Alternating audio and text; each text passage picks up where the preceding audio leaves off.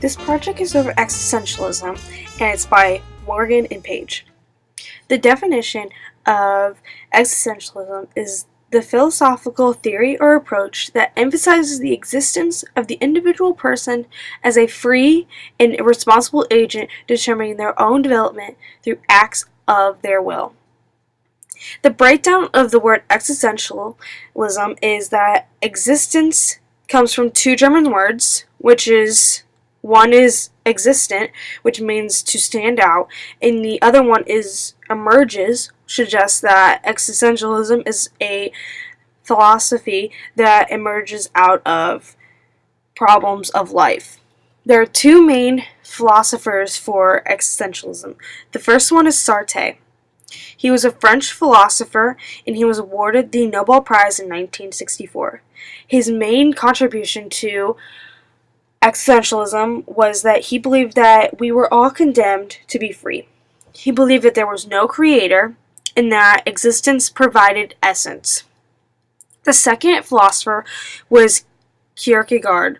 He focused on the subjective human experience and was interested in people's quiet struggles. His main contribution to existentialism was the Knight of Faith, which is an individual who has placed complete faith in himself and in God and can act freely and independently from the world. The primary emphasis of existentialism is the individual. As a philosophy of education, existentialism contends that teachers teach the whole person, not just math, reading, science, or any other particular subject. Each student searches for personal meaning and personal understanding. If learning about a subject increases a student's sense of self, then it's worthwhile. Practices such as standardization, tracking, and testing do not fit into any existentialist viewpoint. Because meaning is personal, each student has the freedom to make and the responsibility for his or own choices and actions. Existentialism rejects traditional education. Few schools practice existentialism as an educational philosophy, and most that do are private.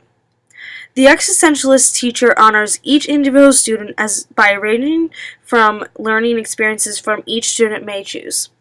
The classroom atmosphere must be stimulating and full of choices. The student's job is to make choices and then take responsibility for those choices. Teachers and students have a great deal of individual contact, participating in learning that is self-paced and self-directed.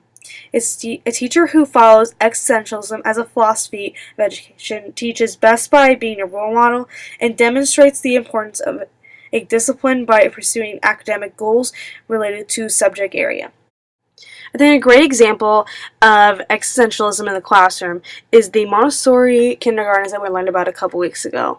I think because they're self-directed and that they're self-motivated, the students get to make choices on what they want to do and when they want to do it.